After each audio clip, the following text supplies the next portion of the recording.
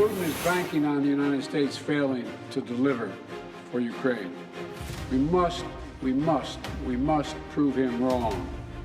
I have asked the White House since the day that I was handed the gavel as Speaker for clarity. We need a clear articulation of the strategy to allow Ukraine to win. That if we lose, Putin wins. And this will be very, very dangerous for the United States. Hello, I'm Nicole Killian in Washington, and welcome to America Decides. President Biden and Ukrainian President Volodymyr Zelenskyy spoke after meeting at the White House. Both leaders are pushing Congress to pass more aid for Kyiv. CBS News Chief Washington correspondent Major Garrett joins us now. And Major, first, I just want to take a listen to what President Biden and President Zelenskyy had to say this evening. Putin is banking on the United States failing to deliver for Ukraine. We must prove him wrong. The United States and Congress must, as I asked last week, it's stunning that we've gotten to this point. We've already made significant progress. We've shown that our courage and partnership are stronger than any Russian hostility. So I know the president said that, Ukraine has already been victorious in the sense of getting this far against Russia. But at the end of the day, President Zelenskyy is not walking away with a check in hand. So where do we go from here? So it is worth noting that for nearly 2 years now, Ukraine, much smaller country economically, certainly much smaller militarily, has repelled a near or aspirational superpower invasion. That is not nothing. That is a significant military achievement.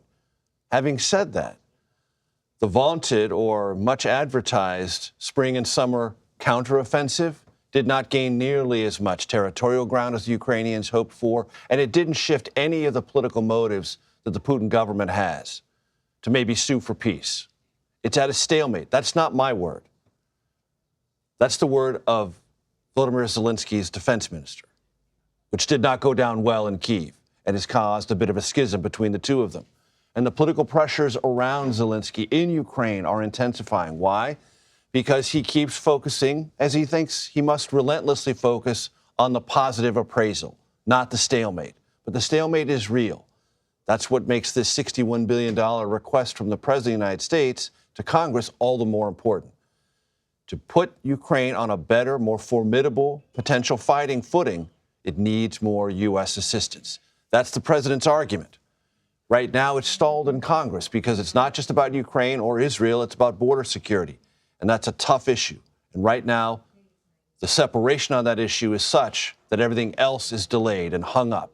And unless there is a rapid acceleration, kind of a light speed legislative change in momentum, which you and I have observed, it is something that does occasionally happen, but you need stronger, more concentrated political forces to shove Congress in that direction as rapidly as it needs to go. Absent that, this is going to lay over the holidays and face an uncertain future in the new year. Do you think President Zelenskyy made any headway, particularly with Speaker Johnson? I thought it was interesting because he said he got mixed signals. But do you expect that President Zelenskyy may have another meeting with the Speaker, continue conversations? I mean, what is it going to take to kind of win more trust, if you will, between these two leaders? I think it's important that Speaker Johnson said we need clarity on how we can help Ukraine win. Ukraine win, those are important words to add together in the same sentence. That's a sentiment that he doesn't have universal House Republican support for.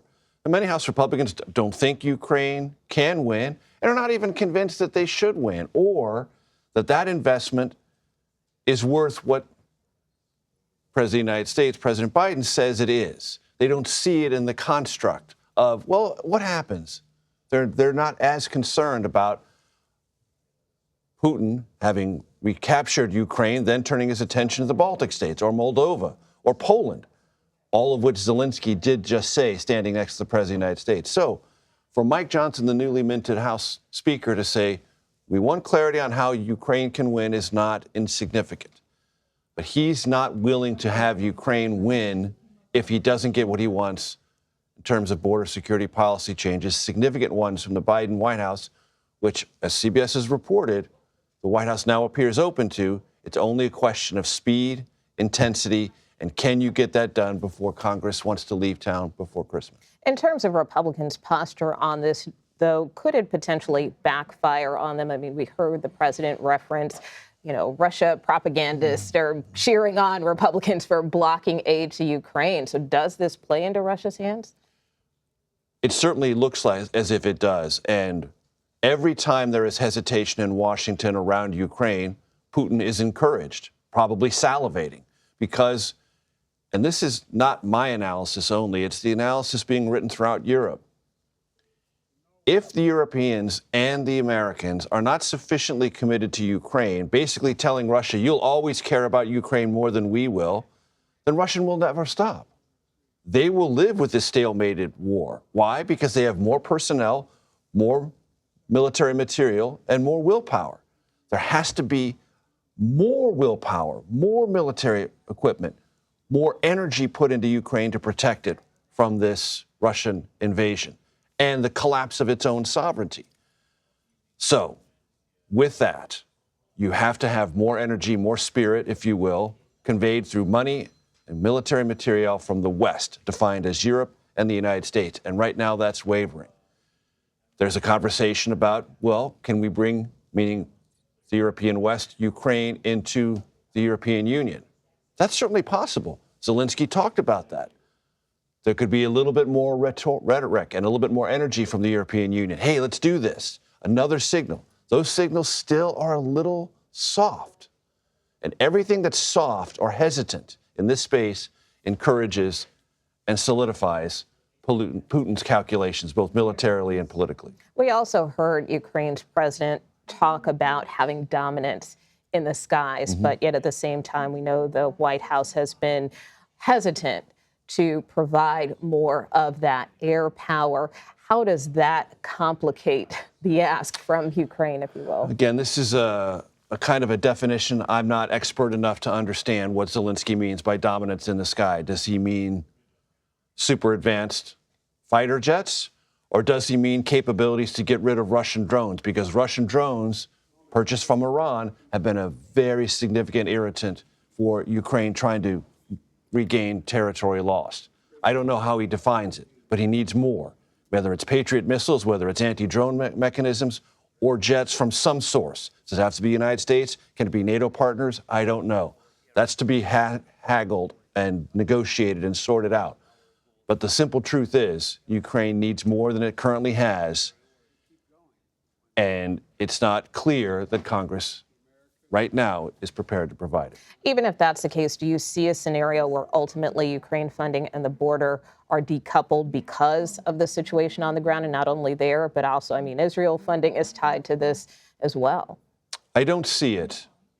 Mitch McConnell, who has tried to signal to the White House for the better part of 4 weeks, and whatever you think about Mitch McConnell as a Senate Republican leader, he is pretty clear about seeing the way around corners. He's said for 4 weeks now, keep these things together, make concessions on border, and you can get everything you want. You take border out, then you're not giving House Republicans and those Senate Republicans who have identified this as a big issue a way to join them and a way to sort of take things that they're not so sold on for things that they are sold on. It makes it more difficult, to be sure. But decoupling, especially when the White House is now signaling it's willing to make policy concessions, doesn't seem to me to be a way to get everything the White House wants, or any of it, as rapidly as it wants. All right. Well, to be continued. Major Garrett, thank you for being with us. Thanks. We're going to take a quick break, and we will have more from Capitol Hill coming up. You are streaming America Decides.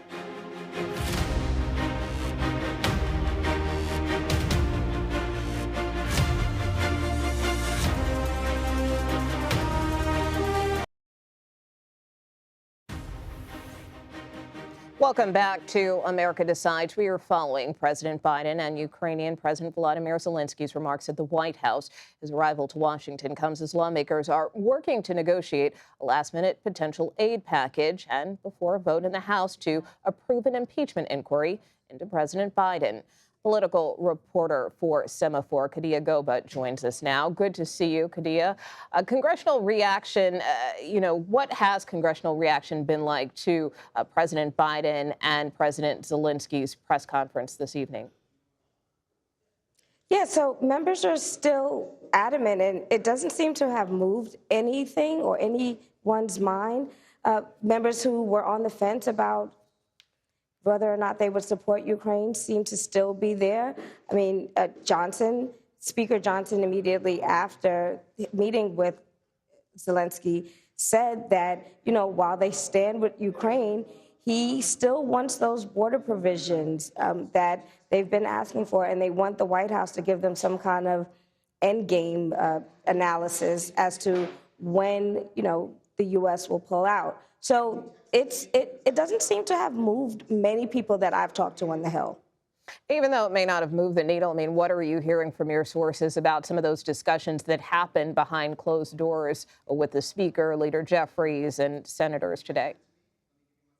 I think they want people to come to a consensus. I know that leadership is probably has some trepidation about bringing another vote to the floor without it passing. I do know there is a strong sense to separate Israel and Ukraine funding. There's a new House Freedom Caucus chair, and he has this same stance that, he sees passing. I asked him what his vision is for the caucus, and he said, passing Israel funding with the IRS measure sometime down the line in 2024. Ukraine, he still doesn't feel like this should be part of it. So I just don't see any mind changing behind the scenes either. I mean, that being said, is there any possibility of a deal being made before the holiday? And if not, what are the implications? Yeah, I don't see much of an appetite for anything before the holiday, but I don't see this getting any better for Congress at large when in the new year. And let me be clear, this is a minority. There is still an appetite I think there is still enough votes to actually pass this on the floor. But it does make me a little worrisome that they're not bringing it to the floor. They obviously have the support of Democrats, and I think more Republicans want to see at least this last package. But it brings me some trepidation, like I said, because I don't see them bringing to the floor. And I think there's going to be less steam or less support if they move this on to 2024. I know the president said that his administration is working with both Senate Democrats and Republicans to try to reach a compromise with respect to Ukraine aid and border security. I mean, what could a potential compromise look like? So it's interesting because I think they should be talking to the people, some of those vulnerable Republicans or Republicans in Biden districts that, want some kind of border measure to pass.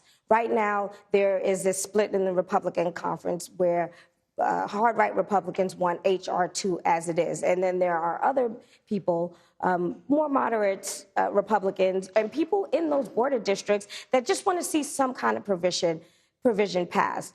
Where they land on this is going to be interesting, and I think that's going to be dictated largely by the Senate. I think it's going to be up to the Senate to pass something robust enough to bring back to the House to just get it through. But yeah, I do not see H.R. 2 in its entirety or as it is going into any funding bill at this point. But I do think there will be some kind of border, if at all, any. Yeah, but if H.R. 2 isn't in there, which we know goes too far for Democrats, is that a deal breaker then for House Republicans?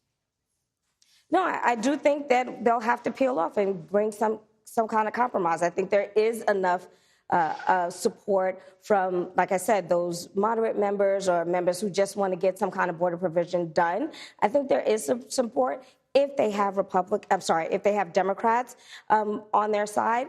It's just a matter of what that looks like. And it doesn't, things are moving very, very slowly in the Senate on the evolution of any kind of border compromise. But I do think there's an appetite to do some kind of border provision. What that is, I can't speak to at this point.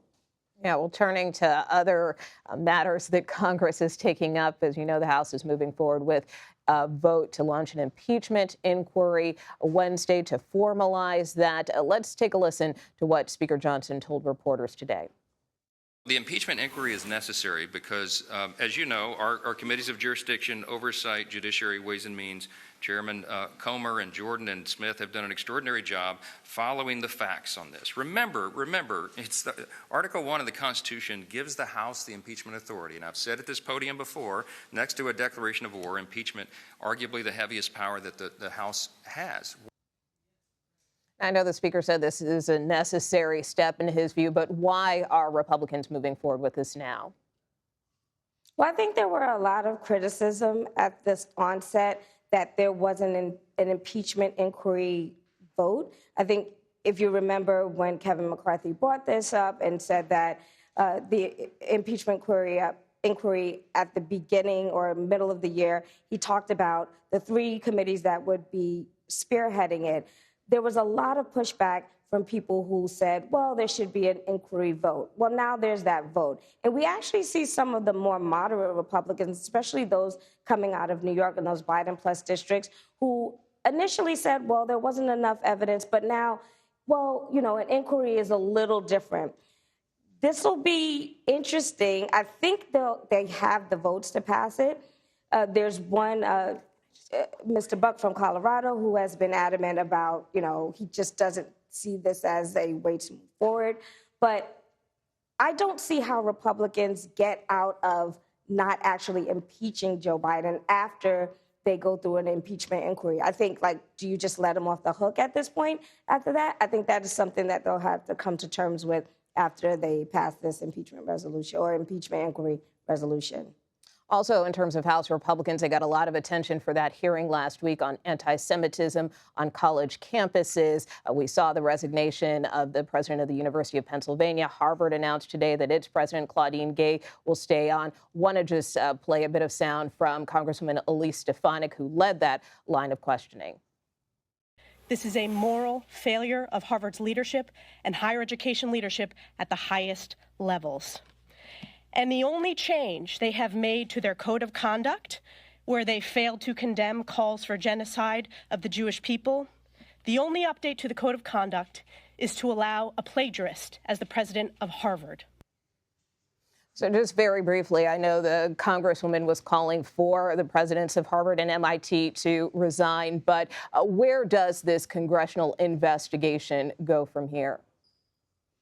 So I think they aren't going, I think Stefanik's team isn't going to let up on this. I think this is something that they're going to dig in on. And I probably will see, I'm hearing word from sources that there will be something brought to the floor, maybe a resolution around the letter that Stefanik and Moskowitz actually introduced on the floor. All right, Kadia Goba, thank you so much for joining us. Thank you. And coming up next, we'll have more on President Zelenskyy and President Biden's meetings. You are streaming America Decides.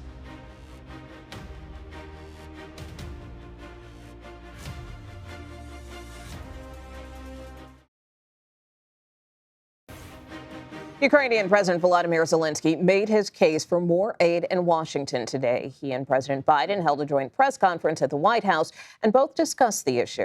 Major Garrett and Nancy Cordes join us now. Major is a CBS News chief Washington correspondent, and Nancy is CBS News chief White House correspondent. Major, I want to start off with you. Obviously, a very passionate news conference from both presidents, but did President Zelenskyy move the needle during his visit here to Washington? So for President Zelenskyy, the fate of $61 billion in aid for his country to continue to try to repel Russian aggression doesn't depend very much on what's going on with the president in the Oval Office or even in the office of Speaker of the House, Mike Johnson. It has to deal with what is decided about what happens in the Rio Grande Valley. His country's fate really hangs in the balance because of disagreements over immigration policy. And until those disagreements are ironed out, or if they're ironed out, that aid is going to be held in abeyance. And that is a complicated place for Volodymyr Zelenskyy to be. He's not an expert on Rio Grande Valley and asylum claims and deportation or detention or the requisite number of judges to handle asylum claims. That's all beyond his realm. But House Republicans and Senate Republicans have made it fundamentally clear, unless the White House gives a lot of ground in that area of policy, in addition to border security money, this is not going to happen. And we just heard in the special report coverage, Scott McFarland saying, though there are movements, they're not nearly fast enough to resolve this before Congress intends to leave town, which is in the very near future. So this trip may all have raised an issue, raised rhetorical profiles, but not resolved anything. Nancy, President Biden announced that he has approved another $200 million in military aid to Ukraine. What does that entail? And is there anything more that President Biden can do to make sure Ukraine gets the assistance it needs? Nicole, the administration says it's basically scraping the bottom of the barrel at this point. $200 million is kind of a drop in the bucket, believe it or not, compared to past drawdowns. It includes some munitions, artillery rounds. The Pentagon saying today that of the $100 billion or so that Congress has approved in the past, it only has about $5 billion left with which to purchase various weaponry that it has promised Ukraine and send it over there. So that is why the White House, the Pentagon, Democrats in Congress have been sounding the alarms and saying that they really believe that another tranche of aid, that $61 billion that Major just referenced, needs to pass by the end of the year. But it is looking increasingly grim with the House and the Senate scheduled to leave in just a couple of days, and this very sticky negotiation that you just heard Major talk about over border security appearing to be at an impasse. This is an issue that has bedeviled Congress for more than a decade, and the notion that they could somehow quickly have a breakthrough in the next couple of days and vote on it, even just in the Senate, that's a pretty tall order. Major Speaker Mike Johnson insists that he wants more clarity around this issue of, what this Ukraine aid is for, the path forward. Let's take a listen to his comments earlier today. So I've made this very clear, again, from the very beginning, when I was handed the gavel. We needed clarity on what we're doing in Ukraine and how we'll have proper oversight of the spending of precious taxpayer dollars of the American citizens. And we needed a transformative change at the border. Thus far, we've gotten neither. He seems pretty dug in there, and I know you said this has to be ironed out, but do you see the Speaker or House Republicans budging at all? No, not on border security. And look, clarity on the strategy in Ukraine is in the eye of the beholder. You can work your way around that. What you can't work around is this insistence on border security. And for congressional Democrats in the Biden White House, they have to understand politically the ground is completely shifted away. We're not talking about comprehensive immigration reform here, Nicole. We're not talking about dreamers and all these other things that those on the Democratic side of the aisle would like to see achieved as a part. No, this is all about security. This is entirely on Republican policy grounds. And yes, the White House has signaled indirectly and directly that it's willing to make policy changes, but it's awfully late in the game. The only way that this has a chance of succeeding is if the White House gives so much ground and they start putting things on paper that they haven't put on paper yet, and House Republicans say it's worth sticking around to get these big policy changes they've been pushing for months. But until we see that kind of commitment, meaning the White House laying things out specifically and House Republicans saying, you know what, we'll wait a weekend, we'll wait into next week because this is so important. Absent that, this will all just linger and hover but be unresolved. I mean, just kind of update our viewers, and I know many of them are plugged in, but just kind of how we got here, because typically there has been broad bipartisan support for Ukraine, which the president referenced. Look, when the president made this pitch for Ukraine, Israel, Taiwan, Indo-Pacific also, and border security, he said they all should be together. House Republicans said, well, we're not really sure about that. We'll do the Israel part first, but you have to come back on border security. And the White House has been very, very slow to get to that point. Now they're hurrying up. Well, they've lost a lot of precious time.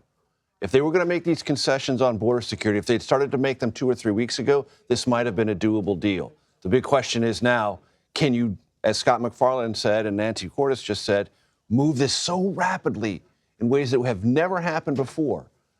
It's possible in theory. In practice, it's harder than anyone is currently willing to state out loud.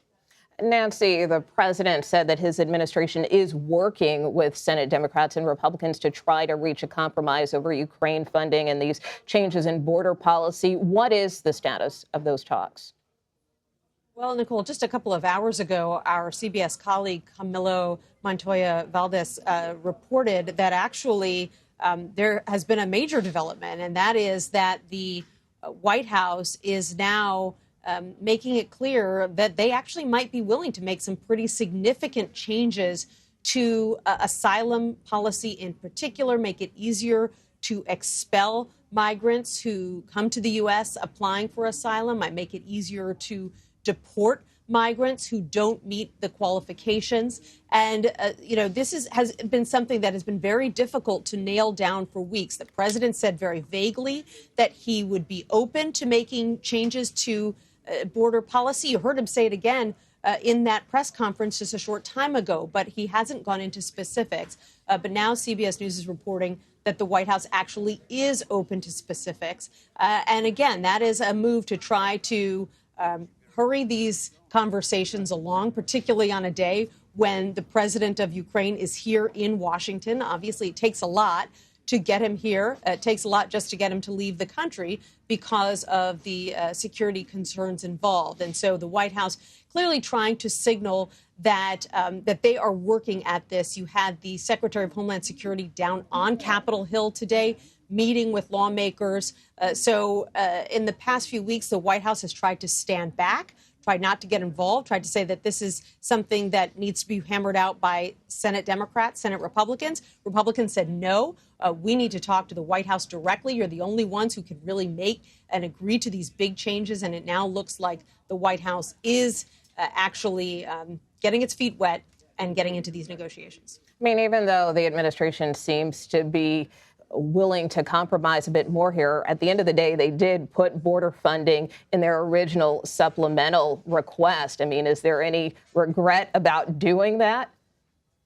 Not necessarily. I think they saw the writing on the wall. They knew that Republicans were going to see this Ukraine aid as great leverage to get something that they've been seeking for a long time, which is changes to border policy. And so they tried to preempt that by putting that money in this supplemental bill and kind of beating Republicans to the chase and saying, we're interested in dealing with the enormous surge in migrants that we've seen coming across the border. But what the White House was really thinking about were things like adding more border security personnel, adding more immigration judges so that asylum cases that right now take years to process could be processed more quickly. They were not talking about wholesale changes to border security policy. That is something that Democrats are typically only willing to entertain if major immigration changes that they support, things like a path to citizenship for the more than 11 million immigrants who are living here in this country undocumented, or new legal status for the Dreamers, for example. When those things are on the table, they are willing to deal. As Major noted, those things are not on the table in this situation, and yet the White House is still saying it is willing to make major policy changes on border security. That goes to show you that this is a problematic issue for this White House, and they know it. The election is coming up in less than 1 year. Voters consistently say in polls that immigration and border security is a big issue for them.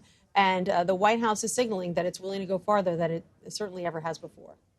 A major of Congress leaves town without approving this funding for Ukraine. Will that make it harder to pass it at the beginning of the year? And not only just harder for Ukraine funding, but Israel funding as well, funding for the Indo-Pacific? I mean, not necessarily. It all depends on how aggressively the White House leans into these policy concessions it's now, as we're reporting, appearing to willing to make.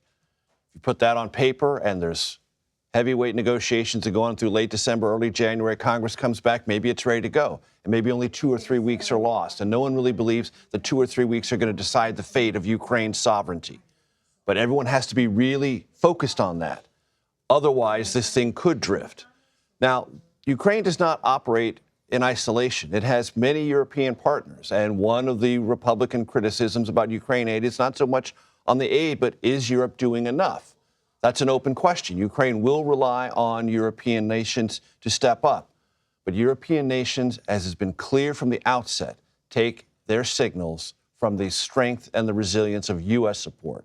So if U.S. support looks like it's in limbo, perhaps the European support will be as well. They are interlocked. So what Congress does on this and on the pace it does it matters a great deal. Yeah, but speaking of that pace, we also know at the beginning of the year, they've got to deal with appropriations, keeping the government funded. Yes, I know they can walk and chew gum at the same time, but these are a lot of weighty issues. No question. That's what I mean. If you're going to leave town, if Congress is going to leave town, then those who are going to be left behind, either via Zoom or other kind of communications during those 2 or 3 weeks, have to create something so when Congress does come back in early January, it's ready to go. But do you think that's possible? Anything is possible, Nicole.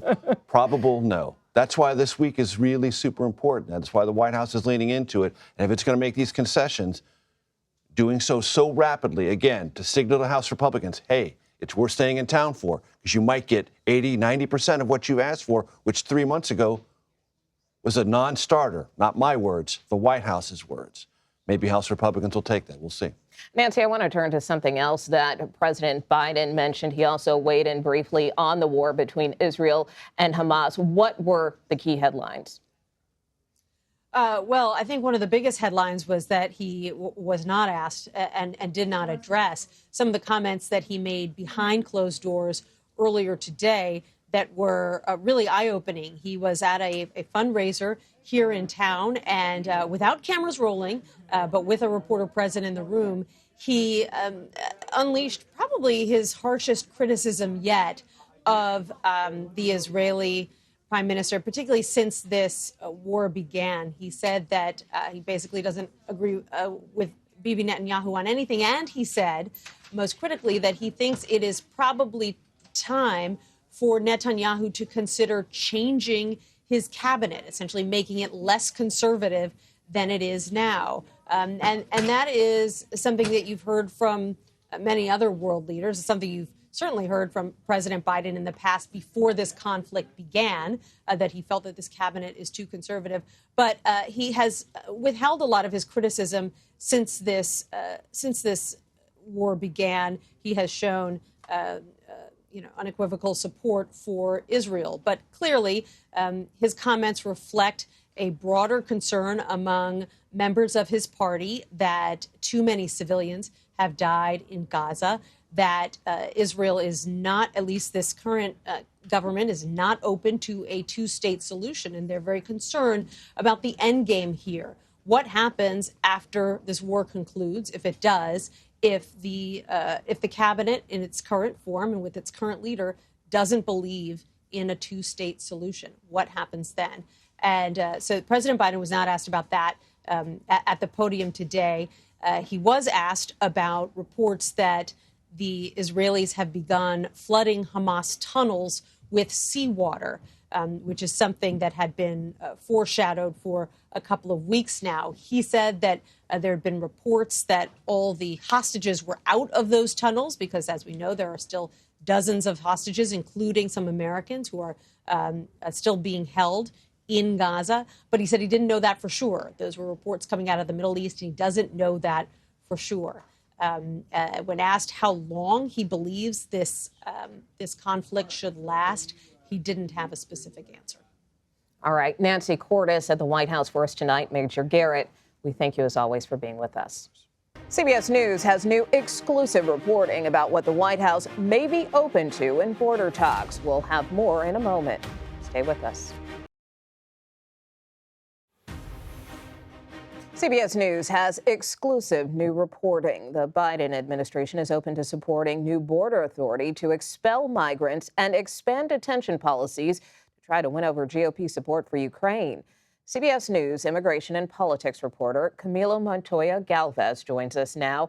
And Camilo, walk us through this proposal that the White House is putting up, and why are they willing to make some of these concessions? This really is a remarkable moment, Nicole. As you recall, in 2020, President Biden campaigned on overturning Trump administration immigration policies that he denounced as draconian and cruel.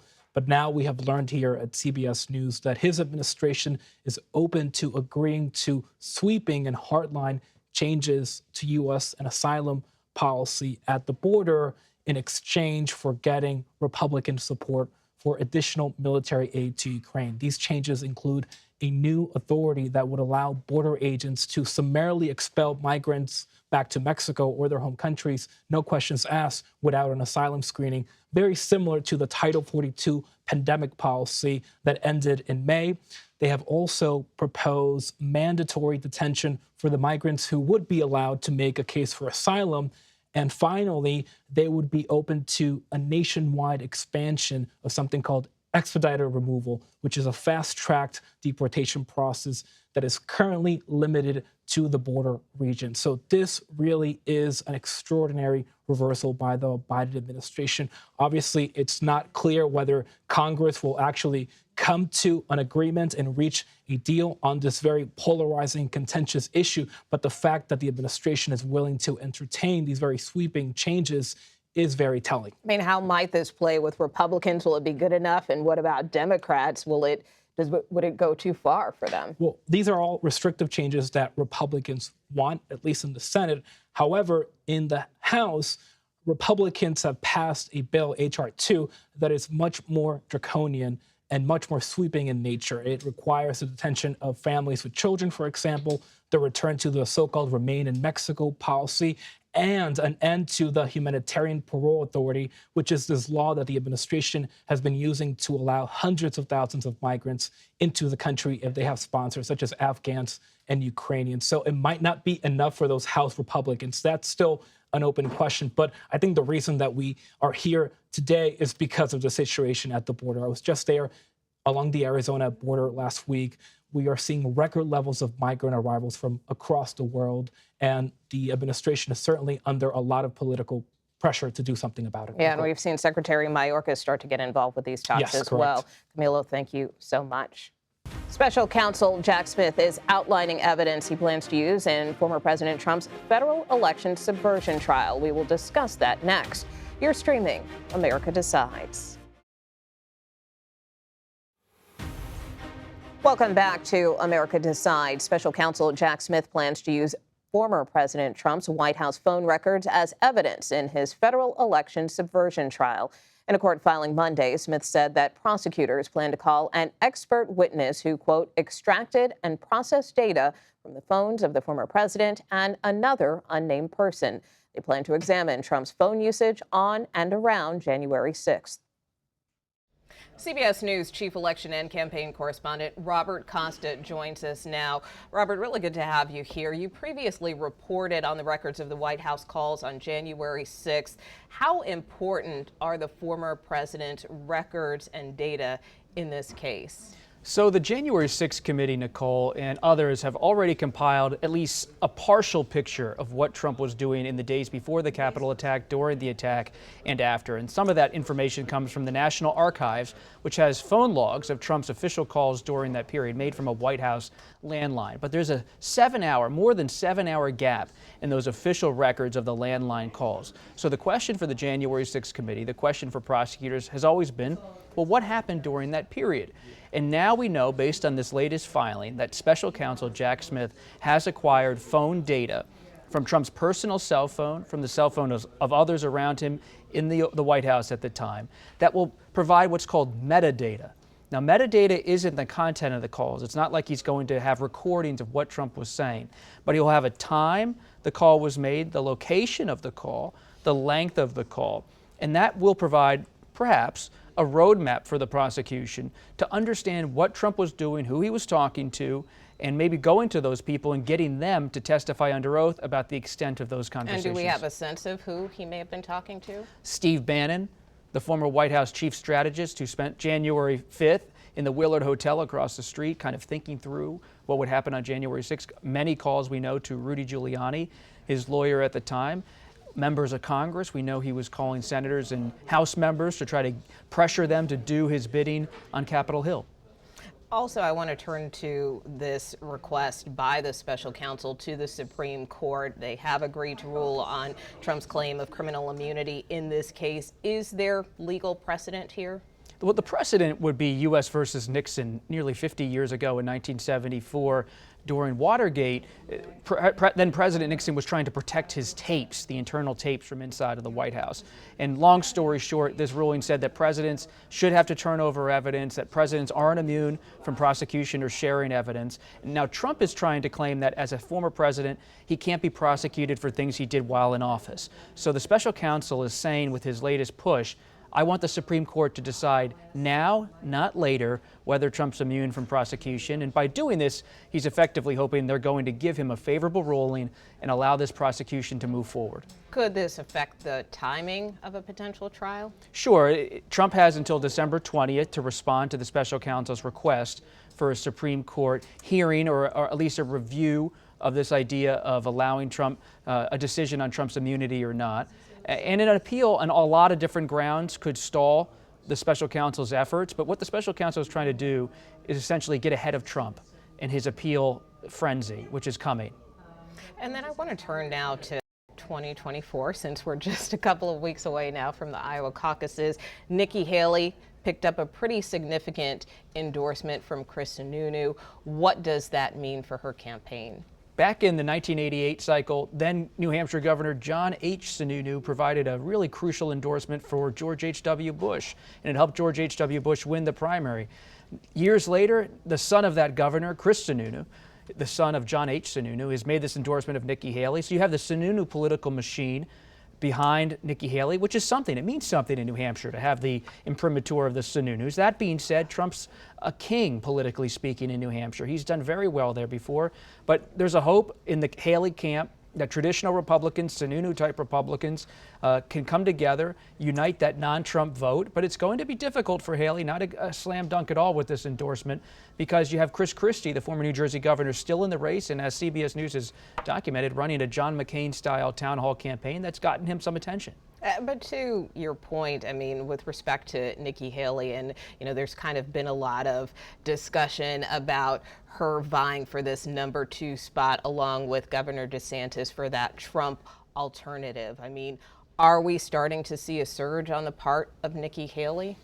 Surge is maybe not the word I would use at this point. There's a surge in the financial community, a surge among some traditional Republicans, but at this point, there's still many who like in the financial community and the non-Trump wing Florida Governor Ron DeSantis. He has the Iowa governor's endorsement, Kim Reynolds. So there's a bit of a split still. Haley's definitely gaining support. I mean, she seemed to have a pretty good debate performance the other week. And donors thought that, at least, and that's helping her get money. And the question is, can she chip enough into DeSantis' coalition to really say, I am the one to take on Trump directly? Walk us through the next couple of weeks until the first round of voting. Question is, who gets out? Does anyone say enough is enough? And at the end of the day, this is really about picking your state and hoping to provide you the jolt. For DeSantis, that's Iowa. For Nikki Haley, that's New Hampshire. Then coming into her home state of South Carolina. For Christie, that's New Hampshire. For Vivek Ramaswamy, it's Iowa. It's all about trying to get enough of a bounce so you're seen as truly viable against Trump. All right, we'll see how things play out. We know you will stay on top of it. Bob Costa, thanks for being with us. That does it for today. You can stream America Decides Monday to Thursday at 5 p.m. Eastern. You are streaming CBS News.